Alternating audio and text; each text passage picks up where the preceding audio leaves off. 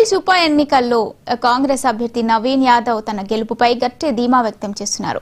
నియోజకవర్గంలో ప్రజల మద్దతు తనకు బలంగా ఉందని, ఈసారి భారీ మెజారిటీతో గెలిచి తీరుతానని స్పష్టం చేశారు. స్థానిక ప్రజలకు ఎప్పుడూ అందుబాటులో ఉంటూ ఆపదలో ఉండగా నిలిచిన వ్యక్తిని తానేనని పేర్కొన్నారు. జూబ్లీహిల్స్ ప్రజలు ఈసారి మార్పును కోరుకుంటున్నారని, కాంగ్రెస్ పార్టీకి అనుకూలంగా తీర్పు ఇవ్వబోతున్నారని తెలిపారు. తమ పార్టీపై తనపై వస్తున్న తప్పుడు ప్రచారాలను ప్రజలు నమ్మే స్థితిలో లేరని, ఇక్కడ విజయం కాంగ్రెస్ దే అని అంటున్న కాంగ్రెస్ అభ్యర్థి నవీన్ యాదవ్ తో మా correspondent Srinivas special interview. Jubilee Hills ఉప ఎన్నికల ప్రచారం మరొక రోజులో ముగుస్తుంది. ప్రధాన రాజకీయ పార్టీల అభ్యర్థులు తమ శక్తి మేరకు ప్రచారం చేస్తూ గెలుపు కోసం ప్రయత్నం చేస్తున్నారు. ప్రస్తుతం మన దగ్గర కాంగ్రెస్ అభ్యర్థి నవీన్ యాదవ్ ఉన్నాడు. ఆయన ప్రచారం సార్లు ఏ విధంగా ఉంది, ఆయన విజయ అవకాశాలు ఏ విధంగా ఉన్నటువంటి విషయం తెలుసుకుందాం. గత కొద్ది రోజులుగా మీరు ఎన్నికల ప్రచారంలో తీవ్రంగా ఇంటింటికి వెళ్ళి ప్రచారం చేస్తున్నారు. ప్రజల నుండి మీ ప్రచారంలో ఎలాంటి స్పందన ఉంది? చాలా పాజిటివ్ రెస్పాన్స్ ఉంది పబ్లిక్లో. నేను ఇప్పుడు ఆల్మోస్ట్ 1 month నుండి డోర్ టు డోర్ క్యాంపెయిన్లో మేము వెళ్తా ఉన్నాము. ఓ పక్క నేను, ఓ పక్క మా ఫ్యామిలీ, ఓ పక్క పార్టీ కార్యకర్తలు, ఎమ్మెల్యేలు, చైర్మన్స్, మంత్రులు అందరు కూడా వాళ్ళు పార్టీని గెలిపించుకోవడానికి తమ వంతు టైము పార్టీని గెలిపించుకోవడానికి నిరంతరం కృషి చేస్తూ ఉన్నారు.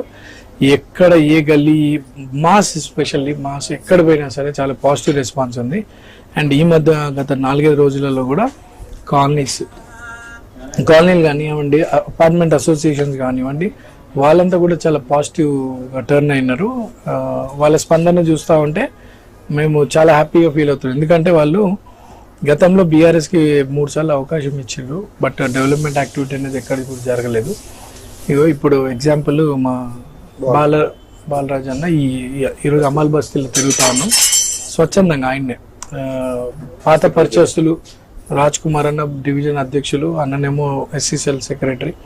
సో వాళ్ళంతా కూడా ఏంది, మేము బీఆర్ఎస్కి ఇన్నేళ్ళు పనిచేసినాం కానీ మాకు ఎక్కడ కూడా గౌరవం దక్కేది కాదు. మీ బస్తీకి మేము పనులు చేయమని ముఖం మీద అన్నారంట గతంలో. కానీ ఇదే బస్సులో కొన్ని శాంక్షన్స్ అయినాయి. ఈ ఎర్రగడ్డ డివిజన్లో అనేక కోట్లాది రూపాయలు శాంక్షన్స్ అయినాయి డెవలప్మెంట్ యాక్టివిటీస్ మీద. ఇవన్నీ కూడా కింది స్థాయి బస్తీ లీడర్లు,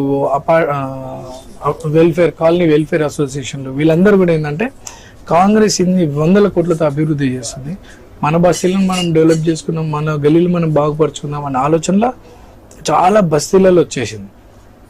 స్వచ్ఛందంగా వాళ్ళంతా కూడా బీఆర్ఎస్ని విడిచి, బీజేపీని విడిచి కాంగ్రెస్ పార్టీలో జాయిన్ అవ్వడం జరుగుతుంది. ఇవంతా చూస్తుంటే కూడా పాజిటివ్ అట్మాస్ఫియర్ ఉంది.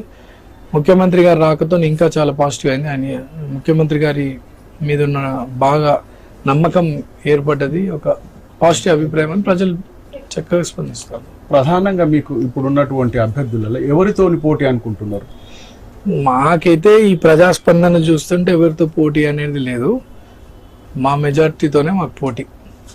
ముఖ్యంగా అంటే ఈ సర్వేలు వెల్లడిస్తున్న వాటి ప్రకారం మీ ప్రత్యర్థి బీఆర్ఎస్ అభ్యర్థి ముందు అవకాశాలు ఉన్నాయన్నటువంటి కొన్ని ప్రైవేట్ సర్వేలు చెప్తున్నాయి. దీన్ని ఎంతవరకు మీరు విశ్వసిస్తారు?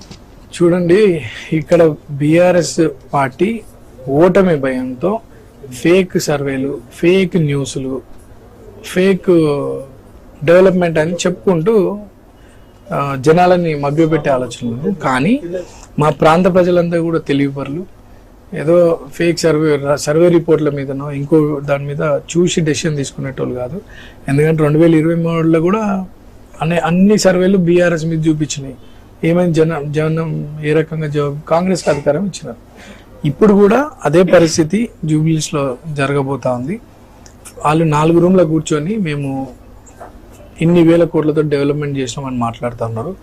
ఫేక్ న్యూస్లు స్ప్రెడ్ చేస్తూ ఉన్నారు, ఫేక్ సర్వే రిపోర్ట్లు పెడతా ఉన్నారు. వాళ్ళు ఏదైనా అభివృద్ధి చేసి ఉంటేనేమో వచ్చి బస్తీలలో చెప్పి, జూబ్లీహిల్స్ కాన్స్టిట్యూన్సీ చెప్పి ఓట్లు అడగాల. జనాలు అది నమ్మే ఆలోచన లేదు. మేము మాత్రం ప్రజల మీద నమ్మకంతో ఉన్నాం. మంచి మెజార్టీతో కాంగ్రెస్ గెలిపిస్తారు. వాళ్ళేమో ఇంకా 4 గోడల మధ్యలో ఉండి సోషల్ మీడియా ఫేక్ ఉంది. బీఆర్ఎస్ అనేది ఫేక్ బీఆర్ఎస్ అయిపోయింది, ఫేక్ లీడర్స్ అనేది జనాలకి బాగా తెలిసి స్ట్రాంగ్ ఒపీనియన్తో ఉన్నారు. ముఖ్యంగా ప్రజా వ్యతిరేకత అనేది కాంగ్రెస్ పార్టీ మీద, ప్రభుత్వం మీద ఉంది. గత అసెంబ్లీ ఎన్నికల్లో ఇచ్చిన హామీలను కాంగ్రెస్ నెరవేర్చలేదు అనేటువంటిది బీఆర్ఎస్ నేతలు ప్రచారం చేస్తున్నారు. ఇచ్చిన హామీలను నెరవేర్చలేదు అంటూ ఓ గ్యారంటీ కార్డులను పంపిణీ చేస్తూ వాళ్ళు ప్రచారంకు వెళ్తున్నారు. దీని మీద మీ అభిప్రాయం? కాంగ్రెస్ అధికారంలో వచ్చి 2 years అవుతుంది. ఇచ్చినటువంటి వాగ్దానాలు ఒక్కొక్కటిగా నెరవేరుస్తూ ఉన్నారు రేవంత్ అన్న.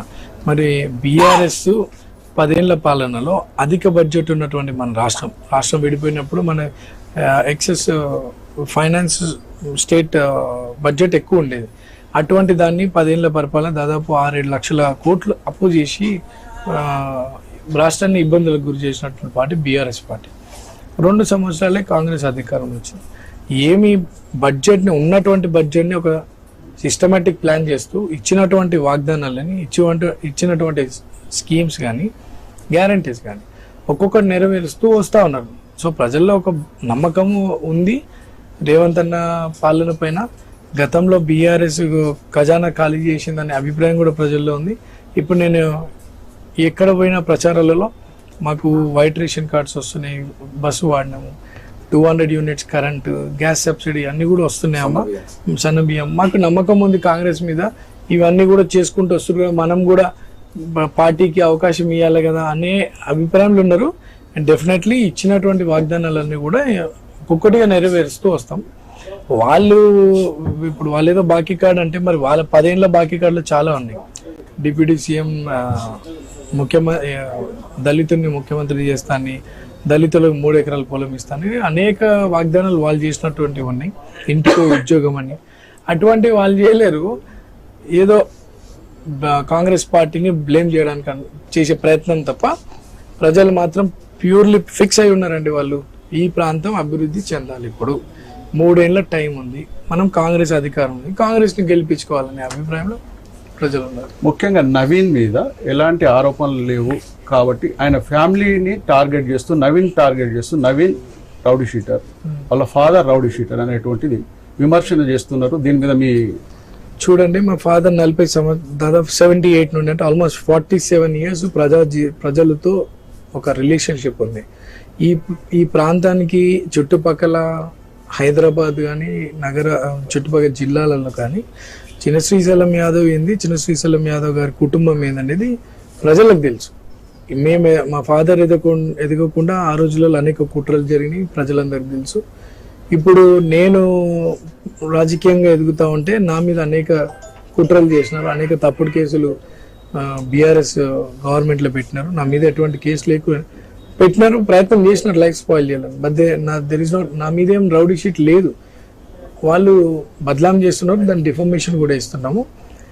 కాంగ్రెస్ పార్టీని జూబ్లీస్లో ఓడగొట్టలేక ఒక భయంతో నవీన్ యాదవ్కి ప్రజలతో ఉన్నటువంటి సంబంధాన్ని విడగొట్టాలనే ఆలోచనతో నవీన్ యాదవ్కి మైనారిటీస్కి విడగొట్టాలి, నవీన్ యాదవ్కి క్రిస్టియన్ని విడగొట్టాలి, నవీన్ యాదవ్కి జూబ్లీస్ ప్రాంత ప్రజలకు ఉన్నటువంటి బంధాన్ని విడగొట్టే ఆలోచనలో తప్పుడు ప్రచారాలు చేస్తున్నారు. నవీన్ యాదవ్ రౌడీ అని, ఇంకోటి ఎక్స్టార్షన్స్ అని. మా జీవితంలో ₹1 ఎక్స్టార్షన్ చేసిన చరిత్ర లేదు, ప్రజల స్థలం కబ్జా చేసింది లేదు. ఇంకోటి బీఆర్ఎస్ కార్పొరేటర్లు నుండి ఎమ్మెల్యేల నుండి పెద్దవాళ్ళందరూ కూడా అనేక ఎక్స్టార్షన్కి పాల్పడ్డారు. పేదవాడు ఇల్లు కట్టుకోవాలంటే భయంతో కట్టుకునే పరిస్థితి. ఒక యువకులు ఇక్కడ బిజినెస్ చేయాలంటే భయంతో చేసుకునే పరిస్థితి. ఇట్లా అనేక హరాస్మెంట్స్, అరాచకాలు బీఆర్ఎస్ గవర్నమెంట్లో జరిగినాయి. ఇప్పుడు అది జరగదు. మా బస్తీ పిల్లగాడు గెలిస్తే మాకు ఒక ధైర్యం ఉంటుంది అనేది అభిప్రాయం ఉంది. సో నా మీద పెట్టే ఆరోపణలు నేను అక్షంతలుగానే తీసుకుంటా. అయినా బ్లెస్సింగ్సే నాకు